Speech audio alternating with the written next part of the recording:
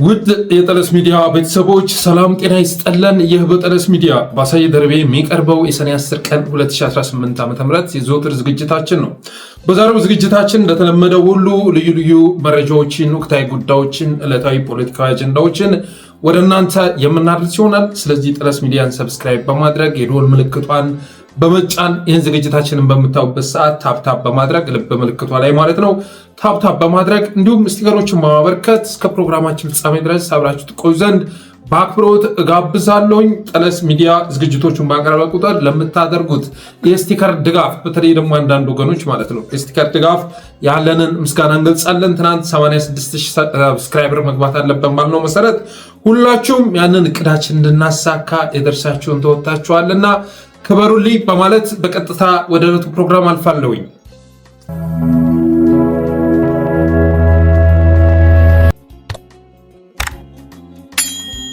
አፋብን በሚገርም ፍጥነት ታሪካዊ ውሳኔዎችን እየወሰነ ወደፊት ይምዘገዘግ ይዟል። በፖሊት ቢሮ ደረጃ ያለው መግባባትም ወደኋላ ከማይመለስበት ደረጃ ደርሷል። የአፋብን የእንቅስቃሴ ወሰን ሰፋ ባለ ቁጥር ጓዳ ውስጥ ተወሽቀው ውስጡን የሚጎረጉሩ ባይጠፉም ድርጅቱን የሚቀላቀለው በገፍ እንደሆነ ሁሉ ሾልኮ ወደ አገዛዙ ለመግባት የሚያንሾካሹክ ባይጠፋም አፋብን ራሱን አጽንቶ ከሌሎች ኃይሎች ጋር ኢትዮጵያን እንዴት እናትርፋት፣ ከአብይ አውዳሚ መዳፍ እንዴት አድርገን መንግገን እናውጣት፣ ለወደፊት ውስጥ ምን አይነት ህገ መንግስታዊ ስርዓት ይኖራት በሚለው ጉዳይ ላይ መወያየት ብቻ ሳይሆን መደራጀት ጀምሯል።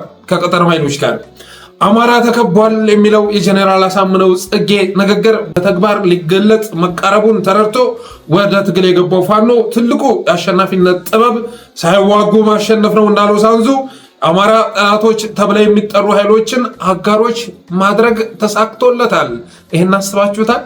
ትናንትና ጀኔራል አሳምነው ጽጌ አማራ ተከቧል ሲል ነበር፣ በየአቅጣጫ ያለውን ኃይል ታሳቢ በማድረግ ማለት ነው። አፋብን ግን እነዚያን ኃይሎች አጋሮች ማድረግ ተሳክቶለታል። በአንድ ግንባር ተሰልፈው አገዛዙ ላይ መተኮስ ባይጀምሩም እርስ በርስ ከመታኮስና አማራን እንደ ጠላት ቆጥረው በሆነ ባልሆነው ከመካሰስ አባዜ እንዲወጡ ማድረግ ችሏል። አንዳንድ አማራ ነንባዮች የባዕደን ቁራጮች ከወደድ ጋር መርህ አልባ ጋብቻ ፈጽመው ለስንት የታሰበውን ኮሪደር ጥርቅም አድርገው ሲዘጉት ፋኖ 30 ዓመት ሙሉ አማራን ሲከሱና በአማራም ሲከሰሱ የነበሩ ኃይሎችን ከዚያ መንፈስ በመውጣት መፈናፈኛ መስኮት ማግኘት ችሏል። በመቶ ሺህ የሚቆጠሩ አማራዎች ሲጨፈጨፉበት ወደ ነበረው የቤኒሻንጉል ክልል አምርቶ ለጋዜጠኛ የተዘጋውን በር በረጋግዶ በመግባት ጭፍጨፋውን ሲፈጽሙ የነበሩት ኃይሎች በማን ተደራጅተው በማን ተመርተው ግድያውን ሲፈጽሙ እንደነበሩ ማጣራት ችሏል። ከዚህ ባለፈም አማራን በመግደል ስሙ እንዲጠራ ሲደረግ ከነበረው ማህበረሰብ አብራክ ውስጥ ከአማራ ጋር አብሮ የመታገል ዓላማ ያነገበ ድርጅት አዋልዶ ተመልሷል። አንዳንዶቹን ነገሮች እኮ መለስ ብለን ስናስባቸው በጣም በርካታ ስኬት መመዝገቡን እንረዳለን። ለቀጣይ 1000 ዓመት እንደ ድርጅት ይቅርና እንደ ህዝብ የማይገናኙ ቢገናኙም የሚገዳደሉ ህዝቦች አድርገናቸዋል የተባሉትን የትግራይና የአማራ ህዝቦች በጋራ የመጣባቸውን የህልውና ተሬት በጋራ መከላከል ባይችሉ እንኳን ሊገዳደሉ አይገባም በሚል አቋም ከኔ ጋር ተሰልፈው ወደ አማራ ተኩስ ሲባል እሺ ብሎ ከአብይ ጎን በተሰለፈው የጌታቸው ረዳ ቡድን ፈንታ አፋር፣ አማራና ኤርትራ ጎረቤቶቼ ስለሆኑ እነሱ ላይ አልተኩስም ካለው ኃይል ጋር በመነጋገር ዛሬ ስለመገዳደል ሳይሆን ስለ ጋራ ካውንስል እንዲወራ ማድረግ ችሏል። ላስባችሁታል? በዚህ አጭር ጊዜ ውስጥ የተሰራውን በተለይ ከቀጠናው ኃይሎች ጋር የተሰራውን ስራ ስታውቁ አለመገረም አትችሉም። ከትግራይ ጋር ትናንት የነበረው መካረር የሚታወቅ ነው። ዛሬ ያለንበት ሁኔታ ደግሞ እርስ በርስ ከመጋደል ወጥተን ስለ ካውንስል ሲወራ እያዳመጥ እንገኛለን። በተመሳሳይ መልኩ ቤኒሻንጉል ብትሄድ፣ ሶማሊያ ብትሄድ አፋብን አጋር በማፍራት ላይ ይገኛል። ወለጋ ተሻግሮ ቢዛሞን ከመደገፍ ባለፈ በስሙ ታጣቂ ኃይል ተደራጅቶ በጄኖሳይድ የሚያስከስስ ወንጀል ሲፈጸምበት ከነበረው የኦላ ክንፍ ጋር በመነጋገር አማራዎች ላይ ጭፍጨፋ በተፈጸመ ቅጽበት ለተገደሉት ንጹሐን የተሰማውን ሀዘን ገልጾ በገለልተኛ ወገን ይጣራ የሚል መግለጫ በአማርኛም ጭምር የሚያወጣ አሊያንስ አፍርቷል። ኦላ ላይ ራሱ ያለው ለውጥ እኮ የሚገርም ነው። አትሊስት አሁን ላይ አማራዎች ሲገደሉ ሀዘኑን መግለጽ ችሏል። ለዛውም በአማርኛ ቋንቋ ጭምር አማራዎችም ጭምር እንዲረዱት ማለት ነው። እኔ በኦሮሞ ኤሊትና በአማራ ኤሊት በኢትዮጵያ ኤሊት እንዳጠቃላይ መካከል የሚጣረስ ፍላጎት አለ ብዬ አምናለሁ። የሚጣረስ ፍላጎት አለ። በተለይ ደግሞ አብዛኛው ፖለቲካል ኤሊት የሚባለው ማለት ነው የትኛው መሪ ወደ ቤተ መንግስት ቢገባ የዛን ፖለቲካል ኤሊት ጥያቄ መልሳለሁ ካለ ከኢትዮጵያኒስቱ ጋር ይጣላል። የኢትዮጵያኒስቱን ጥያቄ ከመለሰ ደግሞ ያኛው ያኮርፈዋል፣ ያሳምጽበታል። ያም ሆኖ ግን አሁን ያለው መቀራረብ ይበል የሚያሰኝ ነው ከኦላም ጋር ጭምር ማለት ነው። በወለጋና በጉምዝ ተስፋ የቆረጠው አገዛዝም ወደ አርሲ አምርቶ ንጹሃን የሚረግፉበት አዲስ ቄራ ለመፍጠር ተገዷል። ወለጋን በማጣቱ የተነሳ ማለት ነው። በማንነት የተደራጁትን ሁሉ ርዕዮተ ዓለሙን የአማራ ብሔርተኝነት ያደረገው አፋብን ሁሉንም አሊያንስ ማድረግ ባይቻለው እንኳ የንጹሃን ደም መፍሰስን በጋራ የሚቃወሙ በማድረግ የጥፋት እቅዱን ስላከሸፈበት አሁን ላይ አገዛዙ ወደ ሃይማኖት ፖለቲካ ተሸጋግሮ አርሲ ላይ ኦርቶዶክሳውያንን የሚጨፈጭፍ፣ ሲኤምሲ ላይ የሰሜኑ ዘንዶ አናቱ ሲቀጠቀጥ አየው እያለ የሚለፍፍ ሃይማኖት ውስጥ የተሸጎጠ የጥፋት ኃይል ማደራጀት ግድ ብሎታል። አገዛዙ አሁን ላይ እንግዲህ ሁላችሁም እንደምታውቁት በማንነትን መሰረት ባደረገ መልኩ ማጠፋፋት አልተሳካለትም። ምክንያቱም በማንነት የተደራጁት በሙሉ አሊያንስ እየፈጠሩ በመሆናቸው የተነሳ ንጹሃንን እልቂት፣ ደም መፋሰስ በጋራ የሚያወግዙ በመሆናቸው የተነሳ ከማንነት ፖለቲካ ተንሸራቶ የሃይማኖት ፖለቲካ ውስጥ እየገባ ይገኛል። አርሲ ላይ ለምሳሌ ያደራጀው ኃይል በሃይማኖት ነው ግድያ እየፈጸመ ያለው። የተደራጀውም እንደዛው ነው። የሃይማኖት ጭንብል ያጠለቁ ግን የኦህዴድን ተልዕኮ ያነገቡ ኃይሎች ናቸው ጥቃቱን የሚፈጽሙት። በተመሳሳይ መልኩ የአንድ ሃይማኖት ወኪል አድርጎ ራሱንም ፕሮሞት እያደረገ ይገኛል። ባለፈው የሚኒስትሮችን ዝርዝር ወደ እናንተ አቅርበን ነበረ። አብይ አህመድ ካሉት 24-25 ሚኒስትሮች መካከል 2 ብቻ ኦርቶዶክሳውያን ተከታይ የሆኑ የኦርቶዶክስ ተከታይ የሆኑ 2 አመራሮች ብቻ ነው ያሉት።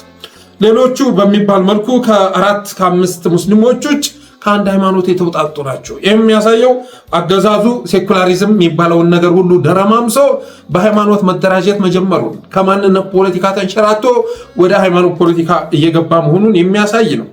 በመሆኑም በተመሰረተ መንፈቅ ባልሞላ ጊዜ ውስጥ አገራዊ ኃይሎች ጋር በሰራው ፖለቲካ ከመወጋገዝ መንፈስ አውጥቶ ወደ መተጋገዝ ማሸጋገር የቻለው አፋብን በአሁኑ ሰዓት ወደ ትግራይም፣ ወደ ቤኒሻንጉልም፣ ወደ ኦነግም፣ ወደ አጎጎሞም ወደ ተኮሰበት አቅጣጫ ሁሉ ከመተኮስና እርስ በርስ ከመጨራረስ ወጥቶ ሙሉ ትኩረቱን 4 ኪሎ ላይ አድርጓል።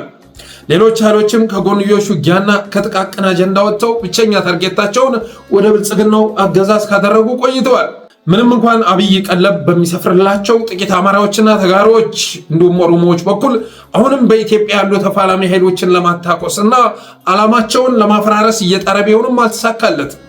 በአንድ በኩል በስሙ ያደራጃቸውን የአብይ አማሮች የሚባሉትን በመጠቀም አማራ ቁጥር 1 ጠላት ህወሓት ነው፣ ኦህዴድ ጠላት መሆኑ እርግጥ ቢሆንም የህወሓት ፍሬ መሆኑ ባይረሳ ጥሩ ነው፣ የወያኔ ዓላማ ኢትዮጵያን ማፍረስ ነው፣ ወልቃይትን ማስመለስና ሀገረ ትግራይ መቀለስ ነው እያለ የሚቀጥል ፕሮፓጋንዳ መንዛቱን፣ በሌላ መልኩ ደግሞ በህይወት ካለው ባለፈ እንደገናዥ ከሞት አስከሬን ጋር ሳይቀር ግብግብ የሚገጥሙ አንድ ሰው ሲሞት በትግራይ ጦርነት ላይ ስለተሳተፈ እንኳንም ባጭሩ አረፈ በማለት የሚጽፉ ገባሪ ተጋሮዎችን በማሰማራት እባብ ለመደ ተብሎ በኪስ አይያዝም ለሚሉ ኃይሎች ምቹ መንገድ መጥረጉና ልዩነት ለመፍጠር መትጋቱ ባይቀርም አልተሳካለትም። አይታችኋል። ሰሞኑ ሰማኝ በለውም ማረፉ ሲሰማ ነፍሱን ይማር። በነገራችን ላይ ባለፈው ነፍስ ይማር ሳልል በመቅረቴ ይቅርታ ይደረግልኝ።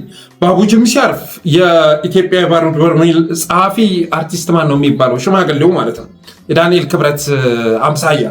እሱም ሲያርፍ ቀድሞ ሰርች የሚያደርጉት ነገር ምንድነው? በትግራይ ጦርነት ላይ ዘፍኗል አልዘፈነም፣ ደግፏል አልደገፈም፣ አሰላለፉ ከማን ጋር ነበረ፣ አሰላለፉ ከኢትዮጵያ ጋር ከነበረ እንዳታለቅሱ የሚል ቅስቀሳ ይዘው ይመጣሉ። አሁንም በሰማይ ላይ እንደዛ ሲያደርጉ ታይተዋል። እነዛ ሰዎች የአብይ ተጋሮዎች መሆናቸውን ማወቅ ያስፈልጋል። እነ ቢኒ በርሄ የአብይ አህመድ ተጋሮዎች ናቸው። ጌታዬ የሚጠቅሙት ማንን ነው ካላቸው አብይ አህመድን ነው። ስለዚህ ይህም መረዳት ያስፈልጋል። አሁን ላይ አንድ አርቲስት ሲሞት፣ አንድ ታዋቂ ሰው ሲሞት ሰርች አድርገው ጦርነቱ ላይ ተሳትፏል አልተሳተፈም ካለ ፎቶ ይዞ መጥተው እንኳንም አፈሩን በላው የሚሉ የተረገሙ እንደገናዥ አስከሬን ጋር ግብግብ የሚገጥሙ በጎን እኮ አብይ አህመድን እያገለገሉ ማለት ነው። እንደዚህ አይነት ተጋሮዎች መፈጠራቸውን ማወቅ ያስፈልጋል። በአማራ በኩል አብኖችን እና የአብይ አማሮች የሚባሉትን በመጠቀም ቁጥር 1 ጠላታችን ወያኔ ነው የሚል ትርክት፣ የወያኔ ዓላማ አንድም ኢትዮጵያ ማፍረስ፣ ሁለትም ወልቃይትን ማስመለስ፣ ሶስተኛም ሀገረ ትግራይ መቀለስ ነው የሚል ፕሮፓጋንዳ እንደሚነዙት ሁሉ የአብይ ተጋሮች ደግሞ በህይወት ያለውን ችላ ብለው የሞተ ጋር ግብግብ ሲገጥሙ መታየታቸው እባብ ለመደ ተብሎ በኪስ አይያዝም ለሚለው አባባል ምቹ ሁኔታ እየጠረጉ መሆናቸው መረሳት የለበትም። እናም ያሳምነው ልጆች በባላንጋራ ተከቦ የነበረውን ህዝብ እንደ ባልንጀራ በበጎ የሚመለከት አሊያንስ በየስፍራው ሲፈጥሩ የሀገር መሪ ተብሎ ሀገር ማስተዳደር ያቃተውና ቅጥረኛ ሆኖ በሚፈጽመው ጥቃት ከቀጠናው ተለይቶ ለብቻው የቀረው አገዛዝ ግን ባዕዳኖችን በሰበሰበ ቁጥር ከእናንተ ይልቅ አብኖች ሐቀኛ አጋሮቼ ናቸው፣ ባዕዳን ሲፋቅ ውስጡ አፋብንና ቀኜ ነው፣ ለውጡ ጋር አብራችሁ በመጓዝ ፈንታ የኢህአዴግን ዘመን እየናፈቃችሁ ነው እያለ ይገመግማቸው ይዟል። ይሄ በተጨባጭ የደረሰኝ መረጃ ነው የምነግራችሁ። አብይ አህመድ ሌሎቹን አሊያንስ ሊያደርግ ይቅርና ባዕዳኖችን በሚሰበሰብበት ሰዓት ራሱ ውስጣችሁ ሲፋቅ ቀኝና ጥምዶች ናችሁ እያላችሁ ይገኛል። የብልጽግና የራሱን የክልል ቅርንጫፍ ጽሕፈት ቤቶች እናንተማ ውስጣችሁ ሲፋቅ እኮ ኢህአዴግ ናፋቂዎች ናችሁ፣ በኢህአዴግ ጊዜ ባለስልጣን ስለነበራችሁ ስልጣን ድሮ ቀረ፣ አገር መምራት ድሮ ቀረ የምትሉ መሆናችሁን አውቃለሁኝ። ከእናንተ ይልቅ ኢዜማዎችና አብኖች ትክክለኛ አሊያንስ ናቸው። ስለዚህ የማትስተካከሉ ክልሉን አስተካክላችሁ አረጋግታችሁ የማትመሩ ከሆነ በቀጣይ ካቢኔ በማደራጅበት ሰዓት በአብኖች የምተካችሁ ይሆናል በማለት እንደዛተባቸው ሰምተናል። በተረፈ ኦሮሚያም እንደ ኦሮሚያም ሲኬድ ኦህዴድ ውስጥ ከአዳነች አቤቤ ውጭ የሚያምነው የለም የሚል መረጃ ደርሶናል። አብይ አህመድ ሁሉንም የኦህዴድ አመራር ከነጀዋር ጋር እና ከአንዳንድ የጦር ጀኔራሎች ጋር እኔን አስወግዳችሁ እኔን ያላቀፈ ስርዓት ለማዋለድ ወይም ደግሞ ስርዓቱን ለማስቀጠል ጥረት እያደረጋችሁ መሆኑን አውቃለሁ እያለ እንደሚገኝ በባለፈው ፕሮግራም ሰርተንበት ነበር። ከአዳነች አቤቤ ውጭ ያሉትን ኢቨን ሽመልስ አብዲሳን ራሱ በታከለ ኡማ ለመተካት እየተንደፋደፈ መሆኑም ሲገለጽ ነበር እና ይሄ ሁሉ የሚያሳየው ምንድን ነው? አፋብን ትናንትና ጄኔራል አሳምነው ጽጌ የተናገረው ነገር በተግባር ሊገለጥ መቃረቡን ተረድቶ ባደረገው እንቅስቃሴ አማራን ከበዋል ወይም ደግሞ የአማራ ጠላቶች ናቸው ሲባሉ የነበሩ በሙሉ አሊያንስ ማድረግ ሲችል ቢያንስ እንኳን አሊያንሱ ነው በጋራ ባይንቀሳቀሱ እርስ በርስ እንዳይታኮሱ ማድረግ ሲችል አገዛዙ ግን ከቀጠናው ኃይሎችም ጋር ጭምር በጋራ ወደ ጦርነት ሊገባ እየተንደፋደፈ ይገኛል። ስለዚህ ይህን ነገር ስታስቡት ቀላል ስኬት አለመመዝገቡን ትረዳላችሁ። በተረፈ የአብይ ተጋሮች አመለካከት ግራ ያጋባል። የነ አሉላ ሰለሞን አመለካከት ግራ ያጋባል። ይህም በተመለከተ አንዱ ምን አለመሰላችሁ? የትግራይን ጦርነት የመራው ማን ነበር ብሎ ይጠይቃል። አሉላ ነው ምላሹ። አብይ አህመድ ብሔሩ ምንድን ነው? አሉላ ኦሮሞ በማለት ይመልሳል። የኢትዮጵያን ጦር መሪ ማን ነው? ብርሃኑ ጁላ ብሔሩ ምንድን ነው? ኦሮሞ። ሚዲያውን እየመራ ጦርነቱን ያቀጣጠለው ማን ነው? ዮናታን ተስፋዬ ብሔሩ ምንድን ነው? ኦሮሞ። የሶሻል ሚዲያውን ዘመቻ ሲመራ የነበረው ማን ነው? ታዬ ቦጋለና ሙክታሮቪች ስማነቫ። እነሱ ብሔራቸው ምንድን ነበር? ያው ተመሳሳዩ ማለት ነው። በእነዚህ ሰዎች ጄኖሳይድ ተፈጽሟል? አልተፈጸመም ይልሃል፣ ይክዳል። አልተፈጸመም። ጌታቸው ረዳም ባለፈው እንደተናገረው ማለት ነው። ትግራይ ውስጥ ጄኖሳይድ አልተፈጸመም እያላችሁ ነው? ሱማ ተፈጽሟል። እና ማን ነው የፈጸመው? አማራ። እኔ አሁንም ዛሬ ዶክመንቱን ይዞ ስለወጣው ኮፒ አለኝ ነው ዶክመንት ትንሽ ነገር እስቲ ምን መሰለህ፣ አሁን እሱ መድገም ስቃው ሴቶች በመቶ ሺዎች የሚቆጠሩ ሬፕ ተደርጓል። 76% of the crimes were committed specifically በኤርትራውያን ተፈጸሙ ይልና 24% አሶርትመንት ኦፍ ፋኖ አለ። ያልገባ እኮ የለም። እንደዚህ ነው አስተሳሰቡ። ታማጆሩን ተመልከተው፣ አየር ኃይሉን ተመልከተው፣ በወቅቱ የሶሻል ሚዲያ አስተባባሪ የነበሩትን ተመልከታቸው፣ የብሮድካስት ሚዲያውን ሲመራ የነበረው ኃላፊውን ተመልከት፣ ጠቅላይ ሚኒስተሩን ተመልከት፣ እና አዳነች አቤቤን አስተሳሰብ ተረዳ። ኤርትራውያንም ይጋብዛቸው እኮ አማራ አይደለም፣ የፌዴራል መንግስት ነው። የፌዴራል መንግስቱ ማን ነው? መልሱን ለእናንተ ተወዋለሁ። እውነቱ ይሄ ቢሆንም እኔ ኦሮሞ እዚህ ያንን ጦርነት መርቷል እያልኩ አይደለም። ግን ኤሊቱ ጦርነቱን ያስተባበረው መንግስት ተብሎ የሚጠራው አገዛዝ ተብሎ የሚጠራው ከማን ብሔር የወጣ መሆኑ ይታወቃል እንጂ በኦሮሞን በኩል ደግሞ ያንን ጦርነት ሲያወግዙ የነበሩ በርካቶች ናቸው። ግን እና አሉላ ከላይ ጀምረው ተንደርድረው ተስማምተው ይመጡና መጨረሻ ላይ ሲደርሱ ጥቃቱን የፈጸመው አማራ ነው ይሏቸዋል። አማራ ነው። ኤርትራንም በተወሰነ መልኩ የድርሻቸውን ይሰጡና የፌዴራል መንግስቱን ነፃ ሲያወጡት ታያላችሁ። ስለዚህ አስተሳሰባቸው መረዳት ያስፈልጋል። ለአብይ የሚሰሩ አብይን ለማትረፍ የሚሰሩ አማሮች እንዳሉ ሁሉ አብይን ለመታደግ የሚሰሩ ተጋሮችም መኖራቸውን ማወቅ ያስፈልጋል። በተለይ ደግሞ እንደ ገናዥ አስከሬን የሚታከኩት የአብይ ተጋሮች መሆናቸውን ልብ ብሏል።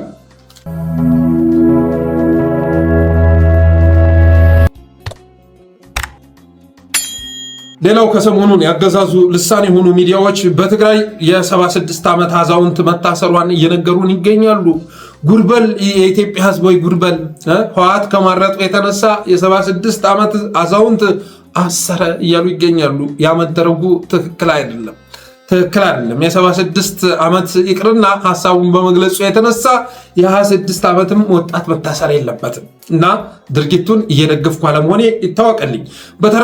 በተረፈ ኦህዴድ እንደዚህ አይነት ነገር ማውራት የሚችልበት ሞራል የለውም።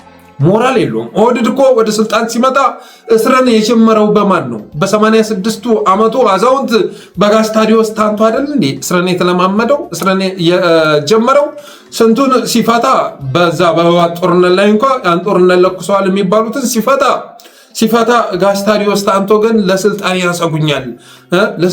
ያሰጉኛል፣ ስለዚህ እሳቸው መለቀቅ የለባቸውም ብሎ ያጋሰራቸው እኮ 5 ዓመት አካባቢ ሆነ እና የ85 ዓመት አዛውንት ያሰረው ብልጽግና የ76 ዓመት ዕድሜ ያላት እናት ታሰረች ብሎ ፕሮፓጋንዳ የሚሰራበት አግባብ ልክ አይደለም። የ3 ወር ጨቅላ አስቀምጣ እኮ ነው መስከረም አበራን እስር ቤት ያስገባት አይደለም።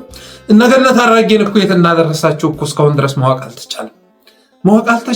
እነ ግርማ ሰይፉና ብርሃኑ ነጋ ያሳፈሷት እህታችን ገነት አራጌ ከሌሎች አማራዎች ጋር የት እንደገባች እኮ እስካሁን ማወቅ አልተቻለም። ላለፉት 2 ዓመታት እኮ ቀንና ሌሊት ቤተሰቦቿ እያለቀሱ ይገኛሉ እና ይህ አገዛዝ የ76 ዓመት እናታሰሩ እያለ ፕሮፓጋንዳ ሲሰራ አይገርማችሁም ወይ? ህፃን ታስሯል ዛሬ። በነገራችን ላይ የህፃን ፎቶ አምጥቶ ዩቲዩብ ላይ መለጠፍ ስለማይቻል እንጂ ህፃን አባትህ አርበኛ ነው ፋኖ ነው ተብሎ ታስሮ ፌስቡክም ላይ ለጥፌዋለሁ። የ4 ዓመት የ5 ዓመት ህፃን ማለት ነው። እና እንደዚህ የሚያደርግ ባለፈው ጎንደር ላይ እንኳን የሳሙኤል ባለድልን ቤተሰቦች እኮ እስከ ህፃናት ሳይቀር ነው አፋፍሶ እስር ቤት ያስገባቸው። እንዲህ ያለ ነውረኛ አገዛዝ ስለ ሌሎች ነውር ሲያወራ በጣም ነው የሚያስገርመው። በተረፈ ዛሬ የድሮን ጥቃት መፈጸሙ ተሰምቷል። በስቴ ወረዳ ቆማ ፋሲለደስ ከተማ 1ኛ ደረጃ ትምህርት ቤት በዛሬው ዕለት የድሮን ጥቃት መፈጸሙ ታውቋል። የድሮን ጥቃትን በሚፈጸምበት ሰዓት ላይ መምህራን ክፍል ውስጥ ተቀምጠው የ6ኛ ክፍል ፈተና እየፈተኑ እንደነበረ ሰምተናል። በጥቃቱም መምህራንና ተማሪዎች ተጎድተዋል።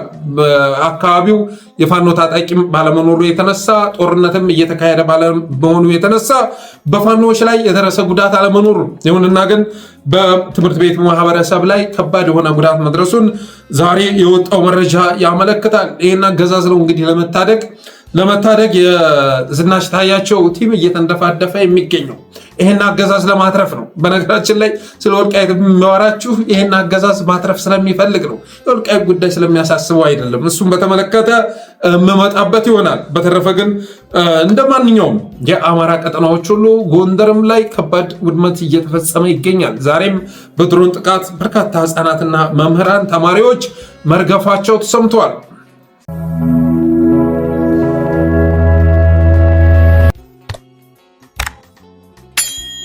ሌላኛው ርዕስ የኡስታዝ አቡበከር ኢንተርቪው ይመለከታል። ኡስታዝ አቡበከር ሰሞኑን ወደ ሚዲያ ብቅ ብሎ የልቡን አውርቶ ተመልሷል። እስኪ ሰምተነው እንመለስ። በሌላኛውም ወገን ተመሳሳይ ጥሪ ለመጥራት ህዝብን ለማታገል አጀንዳ ይዞ ለመውጣት ከማንም በላይ የተገደለ ማህበረሰቡ መስጂዱ የተቃጠለ የተሳደደበት ህዝብን የምንመራ ትናንትም ስንመራ የኖርን ሰዎች ነን። የማታገያው ስልት የጠፋብን ሰዎች አይደለንም። ህዝብን ለመቀስቀስ የሚሆን ኢሹ ያጣን ሰዎችም አይደለንም። ህዝባችን በጣም ተጎድቷል። እስካሁን ሰዓት ድረስ እስከ ትናንትና አክሱም ድረስ ምን ዋጋ እየከፈለ እንደሆነ በሀገሩ ላይ በተወለደበት ቀይ ላይ እንዳይቀበር እንዳይሰግድ ሲጠራ እናያለን። ጠፍቶን አይደለም። የሀገር ሰላም ይቀርማል፣ መከባበር፣ መተሳሰብ፣ በሰላም ችግሮች ሊፈቱ ይገባቸዋል ብለን ስለምናምን ትዕግስትን፣ አብሮነትን፣ መከባበርን መርጠን አሁንም ህግ ይከበር ነው ጥያቄያችን በየትኛውም ጉዳዮች ላይ እንጂ ህመሙ ከሌላው ተጎዳው ሆኖ ከሚያስበው አካል እንደውም ጎጂ ሆኖ ያየንባቸው ጊዜያቶች በጣም ሰፊ ናቸው። ኡስታዝ አቡበከር ምን ለማለት እንደፈለገ ገብቷችኋል ወይ? ሐሳቡ ገብቷችኋል? ተቆጥቶ እኮ ነው የመጣው። የተቆጣው ለምንድን ነው? ኦርቶዶክሳውያን በመገደላቸው የተነሳ ኦርቶዶክሳውያን ተገደሉ ብላችሁ ለምን ጮኻችሁ ብሎ ተበሳይቶ ነው የመጣው። ተበሳይቶ ማለት ነው። ለምን ድምፅ ሆናችሁ? ለምን ጮኻችሁ? በጸጥታ ውስጥ ለምን አልተቀበሩም? በሚል ቁጣ ነው የመጣው። በሌላኛውም ወገን እኮ ህዝብ ለማታገል የሚያስችል አጀንዳ ስለሌለ አይደለም በማለት ነው የመጣው። እንግዲህ እስልምናን የሚወቅስ የለም አይደለም፣ እስልምናን የሚወቅስ የለም። በእኔ እምነት አርሲ ላይ ያለው ኃይል ሃይማኖትን መሰረት ባደረገ መልኩ የሚንቀሳቀስ ቢሆንም ጨፍጫፊ ኃይል ማለት ነው የኢትዮጵያ ሙስሊሞችን ይወክላል ብዬ ግን አላስብም። የኢትዮጵያ ሙስሊሞች ነገ እኮ በኦርቶዶክስ ስም የሆነ ኃይል ሊመሰረት ይችላል። በፕሮቴስታንት ስም የሆነ ሃይማኖት ያጠለቀ ጭንብል ያጠለቀ ኃይል ሊንቀሳቀስ ይችላል። ግን የኢትዮጵያ ፕሮቴስታንት እምነት ተከታዮችን ወይም ኦርቶዶክሶችን ይወክላል ማለት አይደለም። አርሲ ላይ ያለው ኃይል አስተሳሰቡ ግልጽ ነው። በነገራችን ላይ በምዕራባውያን ጭምር የሚታወቅ ነው። በሃይማኖት የተደራጀ መሆኑ ይታወቃል። ጥቃቱን የሚፈጽመው ደግሞ ሃይማኖትን መሰረት ባደረገ መልኩ ነው። ቤተክርስቲያን ባለባቸው አካባቢዎች ቤተክርስቲያን እኮ ነው እያቃጠለ የሚገኘው አይደለም እንዴ? ዓላማው ግን የምንድነው ካላችሁ የሃይማኖት አይደለም። ዓላማው የአብይ አህመድ ነው። ዓላማው የወድን ነው። ስለዚህ በሌላኛውም ወገን እኮ ህዝብ ለማታገል የሚያስችል አጀንዳ ስለሌለ አይደለም። ከማንም በላይ የተገደለና የተበደለ ህዝብ የምንመራ ሰዎች ነን አለ። ተጎዳው የሚለው አካል ጎጂ ሆኖ ያየንባቸው ሁኔታዎች አሉ በማለትም ሲናገር ሰሙታላችሁ። ተጎዳው የሚለው ማለት ኦርቶዶክሱ ጎጂ ሆኖ የተገኘበት ሁኔታ አለ። በእርግጥ ዝቅ ብሎ ያስተካክለዋል። እነዛ ሰዎች ግን ነፍሰ ገዳዮች እንጂ ክርስቲያኖች ተብለው የሚገለጹ አይደለም በማለት መጀመሪያ ኮንሴፕቱን ካስተላለፈ በኋላ ሲያስተባብለው ታያላችሁ። በነገራችን ላይ የኢትዮጵያ ሙስሊሞች ከኢትዮጵያ ኦርቶዶክሳውያን በላይ ተጠቂዎች ናቸው። ይህንን በተደጋጋሚ የተናገርኩበት ነው፣ የተከሰስኩበት ነው። በሸገር ቤታቸው ሲፈርስ የነበሩ አብዛኛው አረብ ሀገር 20 ዓመት 30 ዓመት ሰርተው ላባቸውን አፍስሰው እድሜያቸውን ገብረው ሙስሊም እህቶቻችን የሰሩት ቤት ነው አብዛኞቹ ማለት ነው። አንዷ የሆነ ቦታ ላይ ቤት ስትሰራ ለጓደኛዋ ትደውልና እዚህ ቦታ ላይ እኮ መሬት ገዝቼ ቤት ሰራው ስትል እስኪ ለኔ ፈልጊልኝ እየተባባሉ የሆነ አካባቢ ላይ የሰሩትን ቤት ነው በማንነታቸው አጣርተው ያፈረሱባቸው። በነገራችን ላይ ያው ወደ ቤት ማፍረስ ሲገቡ እዚህ አካባቢ ያለው ማህበረሰብ ብሔሩ ምንድነው የሚለውን ለይተው ነው። ይህንን የሸገር ከንቲባም ጭምር በቅርቡ ሲናገር ነበር። ቤዝላይን ዳታ አለን፣ በእያንዳንዱ ቤት ውስጥ እነማን እንደሚኖሩ መረጃ አለን። ይሄ ከሸገር ውጭ ሌላ ቦታ አታገኙትም በማለት ሲናገር ነበር። ሸገር ለምን ከተባለ ያው ማንነትን መሰረት ባደረገ ጥቃት ለመፈጸም ነው እንጂ የኢትዮጵያ ሙስሊሞችማ ሸገር ላይ ብቻ እኮ ከ29 ከ30 በላይ መስጂድ እኮ ነው አይደል የፈረሰው። ሸገር ከተማ ውስጥ ከ30 በላይ መስጊድ ፈርሷል። ያ ሲፈርስ ግን እነ ኡስታዝ የት ነበሩ? ከጀርባ አድፍጠው በለው ጥረገው እያሉ ሲያበረታቱ ነበር። እና ከምንም በላይ የተበደለ ህዝብ የምንመራነን ሲባል እንዴት ነው አንደበቱ ሊታዘዙ ይቻለው? አንተማ ከገዳው ወገን አይደለህ እንዴ? አሰላለፍህ እኮ ከብልጽግና ጋር ነው። አሰላለፍህ እኮ ከባዕደን ጋር ነው፣ ከአገዛዙ ጋር ነው። በኢትዮጵያ ሙስሊሞችንም ኦርቶዶክሳውያንን ጥቃት እየፈጸመ የሚገኘው አገዛዙ ነው። ግን ደግሞ የአንተ አሰላለፍ ከአማኙ ማህበረሰብ ሳይሆን ከፕሮስፐሪቲ ጎስፔል አቀንቃይ ከሆነው አገዛዝ ጋር ነው። አንተ የሙስሊሙ ጠበቃ መሆን ከቻልክ ዳንኤል ክብረት የኦርቶዶክስ ጠበቃ መሆን ይችላል ማለት ነው። ሁለታችሁም ግን አንተ ሙስሊሙን አትወክልም፣ ዳንኤል ክብረት ኦርቶዶክሳውያንን ሊወክል አይችልም። እናንተ ወክልና ለአገዛዙ ነው። አንተ ለሙስሊሙ ጠበቃ መሆን በፍጹም የምትችልበት እድል የለም። ያገዛዙ አገልጋዮች ናችሁ፣ የብአዴን ድግስ አድማቂዎች ናችሁ። አጥቂ ጎን ተሰልፎ ጠባቂ መሆን አይቻልም። ከአጥቂ ጎን ተሰልፈህ የጥፋት መርሃ ግብሩን አብረህ እያረቀቅ እንደገና ከተጠቂ ጎን ሆነ የተጠቂ ጠበቃ ሆነ ልትከሰት አትችልም። በተረፈ በአማራ ስም እየተንቀሳቀስክ ደግሞ አለው አማራ ሳትሆን በአማራ ስም እየተንቀሳቀስክ ራስህን የአማራ ተወላጅ አድርገህ እያቀረብክ አማራዎች ከመስጂድና ከመጅልስ እንዲባረሩ ማድረግህን ደግሞ ባትዘነጋው ጥሩ ነው። ከነ ኡስታዝ አህመድ ድንጋ ተደራይተህ እነ ኡስታዝ ቢያንስ ማንነታቸውን አይረሱም። አንተ ግን የራስህን ማንነት አማራ ብትሆን እንኳ አማራዎችን ከመስጂድና ከመጅልስ ሲያስወጣ የነበረውን ግብረ ኃይል ከፊት ሆነው ሲመሩ ከነበሩ ሰዎች መካከል አንዱ አንተ መሆንህ የሚዘነጋ አይደለም። ሃይማኖትንም የፖለቲከኞች መጠቀሚያ አድርገሃል። ዳንኤል ክብረት ልክ ቤተ መቅደሷን ቤተ ክህነቱን እያመሰ እንደሚገኝ ሁሉ መጅሊሱን ጥፍጥፍ አድርገህ አብይ አህመድ ኪስ ካስገቡ ኡስታዞች መካከል አንዱ አንተ ነህ ማለት ይቻላል። በተረፈ ሀገር ላይ 30 መስጂድ ሲፈራርስ፣ የአረብ ሀገር እህቶች ቤት በዶዘር ሲታረስ፣ በወለጋ ሲኖሩ የነበሩ የአማራ ሙስሊሞች ደም ሲፈስ እስኪ የጻፍካትን አንድ አርቲክል ይዘናል፣ ያደረካትን አንድ ንግግር እስኪ ይዘናል። የሙስሊሙ መሪ ነኝ ከማለት በፊት እርግጥ ነው ሞጣ ላይ ስትጮህ ነበር አይደለም?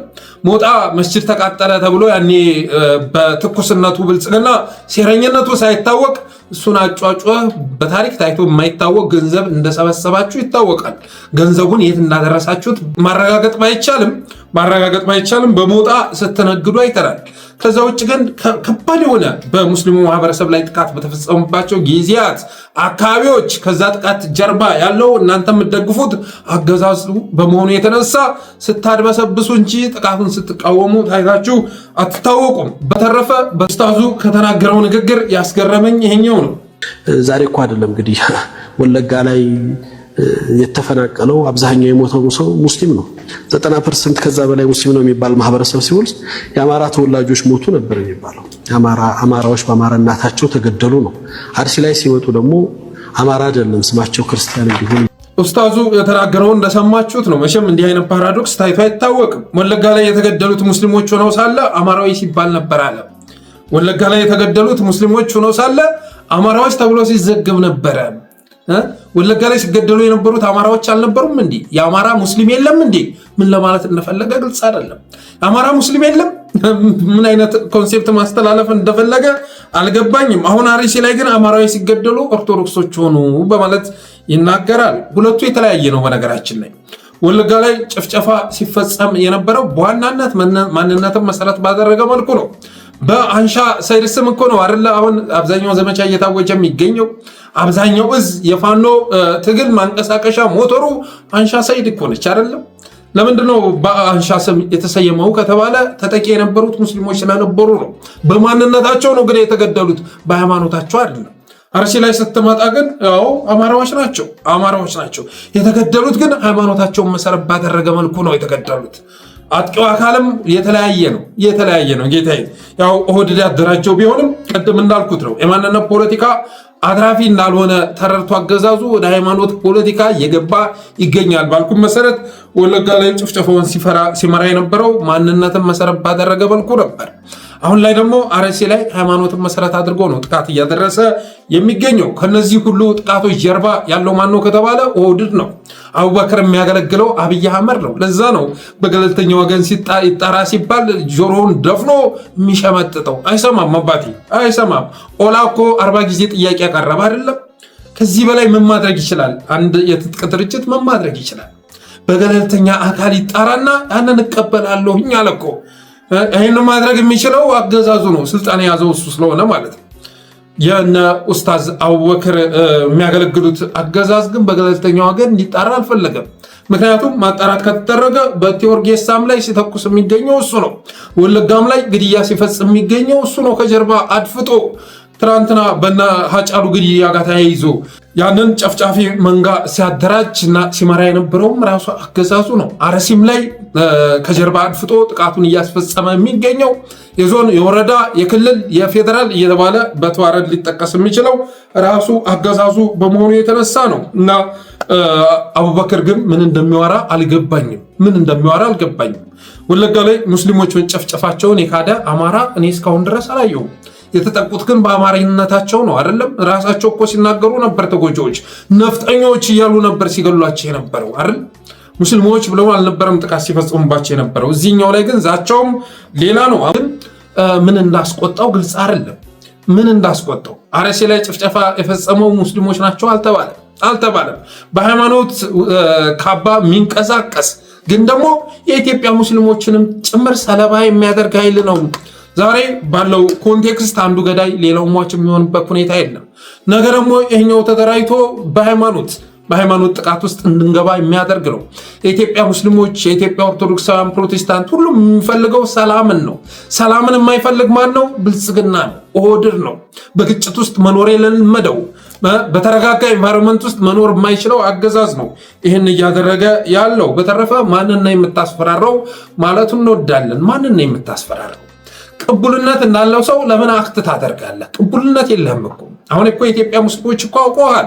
እንዳንተ አይነቱ እንደ ሙጅብ አሚኖ ያሲን ኑሩ ምናምን የመሳሰለ ሰው አሁን የኢትዮጵያ ሙስሊም አስተባብሮ መምራት ይችላል? በፍጹም በፍጹም በፍጹም። እንዳንተ አይነቱ እንደ አብዱልጀሊል ሻሊ ካሳ እናንተ ቅቡልነት ለኦህዴድ ነው። እናንተ ቅቡልነት ያላችሁ በአገዛዙ ዘንድ ነው። የኢትዮጵያ ሙስሊሞችን በፍጹም አትወክሉም እና ሚና ያላችሁ አሁንም ኢንፍሉዌንስ ያላችሁ አድርገህ ራስህን ማቅረብህን አቁም። ኢንፍሉዌንስ ቢኖርህ ራሱ ማንን ነው የምታስፈራረው? ማንን ነው የምታስፈራረው? ኢትዮጵያ የሁላችንም አገር ነች። ምን ልታመጣ ነው? ምን ልታመጣ? እናንተ አይነት ካገዛዙ ከኋላ እየተከተለ መኖር የለመደ ኃይል ጦር እየመራ ጥቃት እንዳያደርስ ተፈርቶ ነው አሁን ሽብር ለመፍጠር ወደ ሚዲያ ብቅ ያልከው። ለምን ጮኻችሁ? ለምን አለቀሳችሁ ነው እየተባልን ያለነው።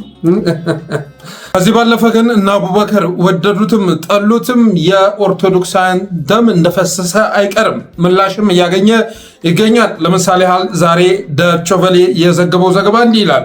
የአውሮፓ የሕግና የፍትህ ማዕከል ኢትዮጵያ ውስጥ እየተባባሰ ነው ያለው ግድያ አስመልክቶ ለተባበሩት መንግስታት ድርጅት ተመድ የዘር ፍጅት መከላከል ቢሮ ጥሪ ማቅረቡ ተሰምቷል። ማዕከሉ በቅርቡ አርሲ ዞን አሰኮ ወረዳ ብቻ በትንሹ 37 ኦርቶዶክስ ክርስቲያኖች መገደላቸውን፣ አብያተ ክርስቲያናትም መቃጠላቸውን አመልክቷል። ማዕከሉ ትናንት ባወጣው ማሳሰቢያው ኢትዮጵያ ውስጥ አጠቃላይ ምርጫ በሚካሄድበት ወቅት በአንድ ወገን ክርስቲያኖች ሟች ወገኖቻቸውን ይቀብሩ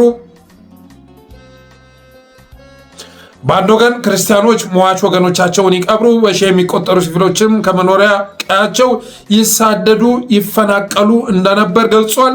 ግድያው ኦሮሚያ ክልል ውስጥ ክርስቲያኖች ላይ በተደጋጋሚ ከተፈጸመው ጥቃቶች በቅርቡ የተፈጸመው መሆኑን በማመልከትም ድርጊቱ በመላው ኢትዮጵያ በአማራ ሕዝብ ላይ እየተደረገ ነው ያለውን ግፍና ጭካኔ የጨመረ ስጋት ነው በማለት ገልጿል። ስለዚህ እነ አቡበከር ባይቀበሉትም ከባዱ ጊዜ የመጣ ነው። ነገ ደግሞ ተጠያቂነት መምጣቱ የማይቀር ነው። ዛሬ ዘገባው መውጣት ጀምሯል። ነገ ደግሞ ተጠያቂነት ይዞ እንደሚመጣ አያጠራጥርም።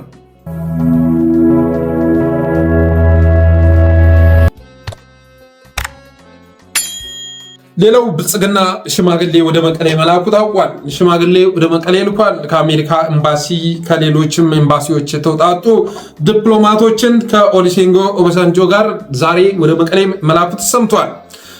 በጎን ደግሞ በቆርቆሮ አሞራው ሲፎክር ታውታላችሁ። ደጀን ህዝብ እንደሌለው ተረድቶ እግረኛ ወታደር እንደሌለው ተረድቶ ይልማ መርዳሳ ይፎክር ይዟል፣ ያቅራራ ይዟል።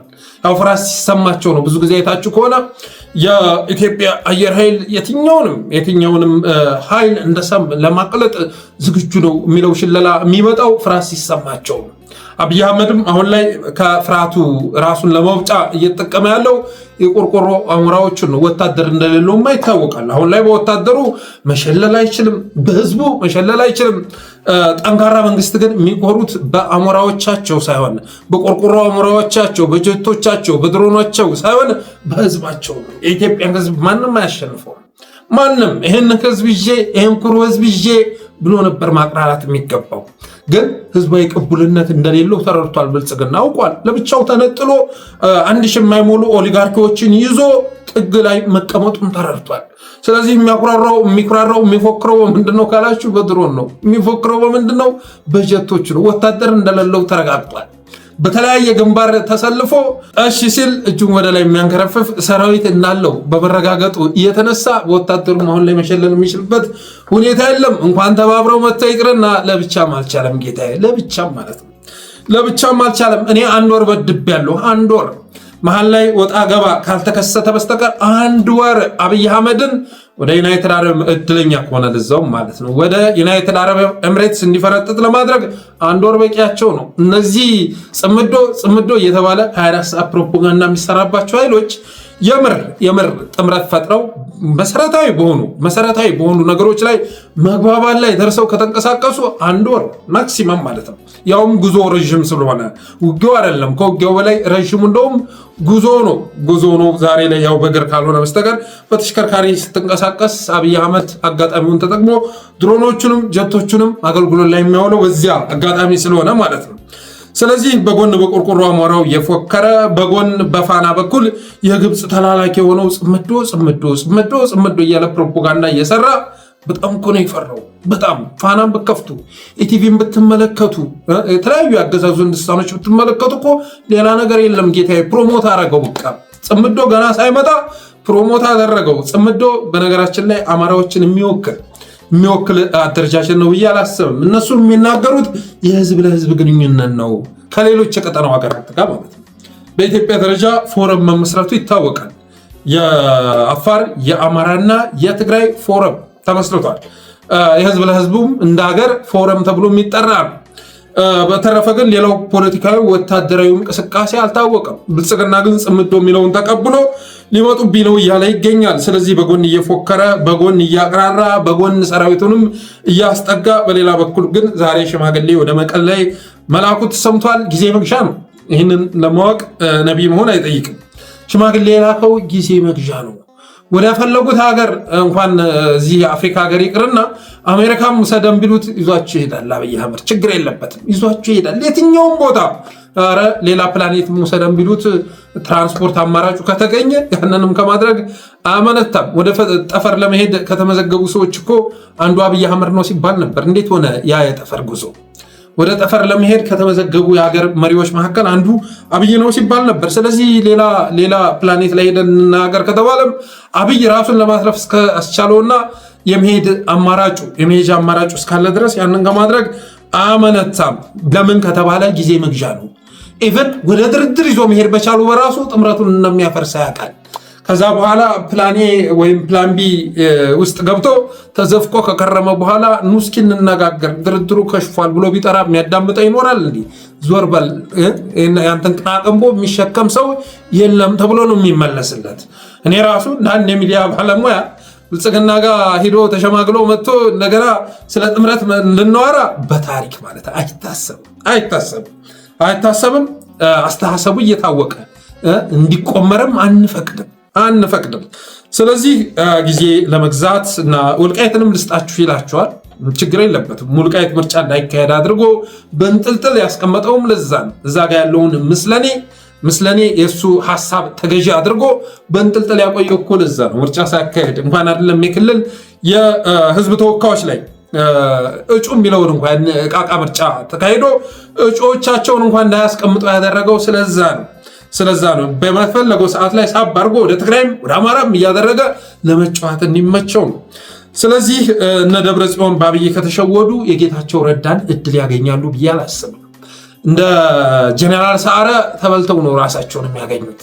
እንደ ጄኔራል ሰዓረ የጌታቸው ረዳን እድል በፍጹም አይሰጣቸውም፣ በፍጹም። ከዛ በኋላ አብይ አህመድ እንደገና ሲፈልጉ ከኤርትራ ሲፈልጉ ከሱዳን ሲፈልጉ ከአማራ ጋር እየተንሾካሾኩ እረፍት እንዲያሳጡት ሊፈቅድላቸው አይችልም። አሁን ላይ ከተሸወዱ የሚሸውዱት ራሳቸውን ነው። ማንንም ሊሸውዱ አይችልም፣ ማንንም ማለት ነው። አማራ ትግል እንደሆነ መጀመሪያም የተመሰረተው በራሱ ነው። ነገም በራሱ ህልውናውን ማስከበር ይችላል፣ ነገም ቢሆን ማለት ነው። እና አካሄዱን ስመለከት ይህን ጥያቄ ይቀበሉታል ብዬ አይደለም፣ እንደው ጠንከራ አድርጎ መናገር ያስፈልጋል በማለት ነው እንጂ እዚህ ነገር ውስጥ ይገባሉ ብዬ አላሰብም። ብዙ ጊዜ ተሸውደዋል። ያኔ ወደ ስልጣን እንደመጣ የኢትዮጵያን ህዝብ ሲወቅሱት ቢታይም እነሱ እኮ ናቸው አሳድገው ጡታቸውን አጥብተው አስተምረው ኮሎኔል ብለው ዶክተር በፌክ ወረቀት ማለት ነው በፎርጅድ ወረቀት ዶክተር ነህ ብለው ጠቅላይ ሚኒስተር አድርገው ያስተዋወቁን እኮ እነሱ ናቸው። የኢትዮጵያን ህዝብ ሲወቅሱ ይገርመኛል። የኢትዮጵያ ህዝብ ያውቀዋል። አብይን እጩ አድርጋችሁ መታችሁ ያስተዋወቃችሁን እነሱ ናቸው አይደለም? ስለዚህ ከጥንት ጀምሮ እስካሁን ድረስ ሲሸውዳቸው ስለነበር ከዚህ በላይ ይሸወዳሉ ብዬ አላስብም። በተረፈ ግን እኛ ምሁራን ተብዬዎች በደብረ ጽዮንና በዘመነ ካሴ መካከል ብቻ ነው ንግግር እንዳይደረግ የሚፈልጉት። የሚፈልጉት። በህወሓትና በአማራ ኃይሎች መካከል ንግግር መደረግ የለበትም። የፌዴራል መንግስቱ ግን በፈለገው ጊዜ ከፈለገ ከደብረጽዮን ጋር፣ ከፈለገ ከጌታቸው አሰፋ ጋር፣ ከፈለገ ከኤርትራ ጋር፣ ከፈለገው ኃይል ጋር መነጋገር ብቻ ሳይሆን አብሮ መስራት ይችላል። እንደዚህ አይነት ፍርደ ገምድልነትን ነው እንድንሸከም እየተሰበክን የሚገኘው። ዛሬ የአሜሪካ አምባሳደርን ጨምሮ ኦሉሴጉን ኦባሳንጆ ወደ መቀሌ መሄዳቸው እነሱን አይረብሻቸውም። ይሄኔ ዘመነ ካሴና ደብረጽዮን ምናምን የሚል የሆነ ፎቶ ቢለቀቅ በስመ አብ ቀውጢ ያደረጉት ነበር ማለት ቀውጢ። እና ምንድነው እያሉ ያሉት በገገማው ማለት እናስበላችሁ ህወሓትና ኦህዴድን አንድ ላይ አጣምረን አማራን እናጥፋው ነው እየተባለ ያለው። ጠቢባን ወንድሞቻችን ደግሞ ይሄ አይፈቀድም፣ አይቻልም። ወልቃይትን የምትጠቀሙበት ለምን እንደሆነ ገብቶናል፣ ተረድተናል። ስለዚህ አማራ ሲተርፍ ነው ወልቃይትም ሊተርፍ የሚችለው፣ ራያም ሊተርፍ የሚችለው፣ ደሴም፣ ደብረ ብርሃንም፣ ባህር ዳርም ሊተርፍ የሚችለው አማራ ሲተርፍ ነው በሚል አስተሳሰብ የራሳቸውን ስሌትና አካሄድ እየተከተሉ ይገኛሉ። በተረፈ ግን እኞቹ ምን ያህል ዳብል ስታንዳርድ እየተከተሉ መሆናቸውን ለማወቅ ይህንን የሰሞኑን ብቻ ማየት በቂ ነው እላለሁኝ።